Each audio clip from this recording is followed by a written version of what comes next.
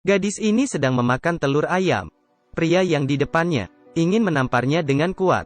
Menghadapi pria itu, gadis itu pun menangis. Tapi kamu pasti tidak tahu, gadis ini waktu kecil, saat menghadapi sekelompok anjing liar.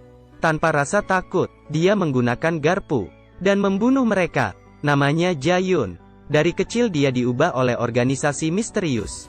Dia memiliki otak yang jenius dan bisa mengontrol barang dengan pikiran. Jae-yun adalah produk uji coba yang paling berhasil. Karena dia terlalu kuat, organisasi takut tidak bisa mengontrolnya dan ingin memusnahkan dia. Tapi Jae-yun sudah kabur terlebih dulu. Organisasi mencari semalaman, tapi tidak ketemu orangnya. Keesokan hari, dia terbaring di atas sawah. Setelah 10 tahun, Jae-yun diadopsi oleh sepasang petani. Sekarang, dia sudah menjadi anak petani yang normal. Ibunya yang sakit, dan semakin kehilangan ingatan. Tapi dia masih tetap mengingat anak dia.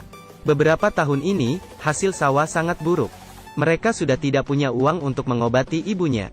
Dan Jae-yun seperti sudah lupa hal-hal yang dialami waktu kecil. Hanya saja sering sakit kepala. Demi mendapatkan uang pengobatan ibunya, Jae-yun mengikuti acara di televisi. Juara kontes akan dapat 5 juta won. Karena bakatnya, dengan gampang dia masuk ke tahap final. Dan keberadaannya juga diketahui oleh Dr. Bai. Dia menyuruh Wo-sik yang memiliki kekuatan khusus pergi untuk menangkap Jae-yun. Melihat Jae-yun yang sedang makan telur ayam, Wo-sik bertanya, apa masih mengenal dirinya? Saat itu Jae-yun sangat bingung dan mengaku tidak mengenalnya. Wo-sik bilang dia hanya berpura-pura. Kemudian dia menamparkan, dan Jae-yun sangat terkejut. Dia terdiam melihat Wo-sik. Dia ketakutan hingga keluar air mata. Wo-sik pun sadar, anak monster yang dulu sudah hilang ingatan. Sesampai di rumah, Jae-yun menonton acaranya dengan keluarga. Tapi ayahnya tidak senang, karena saat Jae-yun menunjukkan kealihan, dia membuat mic berterbang di udara. Ayahnya tahu ini bukan sulap, tapi ini adalah kekuatan Jae-yun sejak kecil. Dia takut anaknya ditangkap orang lain. Kepala yang sangat sakit membuat Jae-yun terbangun. Ketika dia keluar dari kamar, dia ditodong pistol ke arah kepalanya. Teman baiknya juga ditangkap. Seorang pria menghampiri mereka. Dia bertanya ke Jae-yun, apa dia anak monster?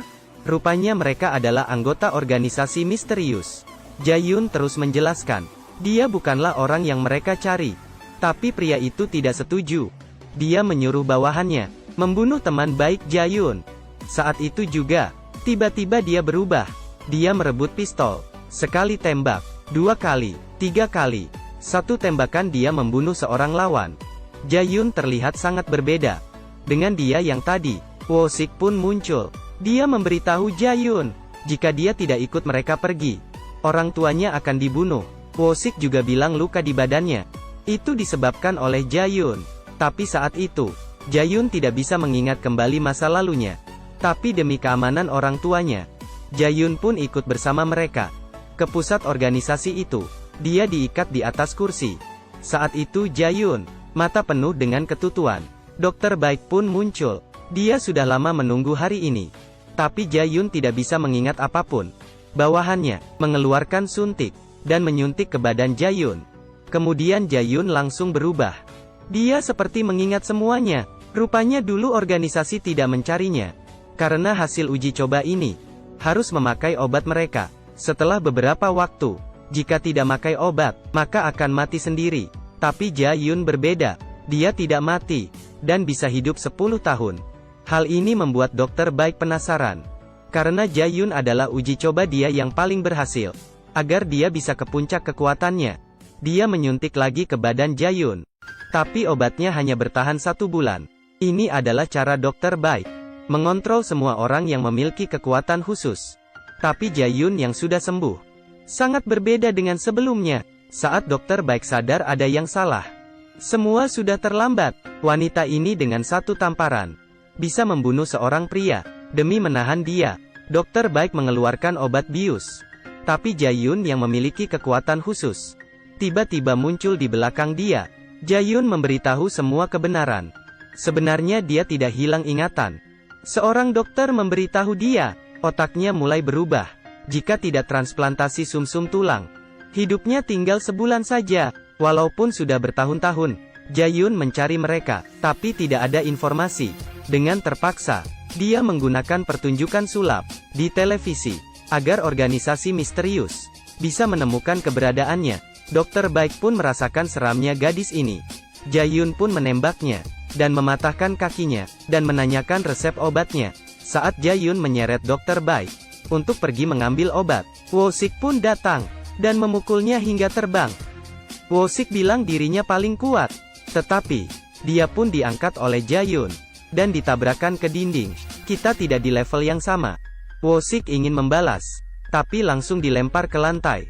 Dia pun berdiri, dan memegang kaki Jae-yun, dan mulai menyerangnya, tapi kecepatannya tidak melebihi Jae-yun. Walaupun dia sangat kuat, tapi tidak bisa menyentuh Jae-yun.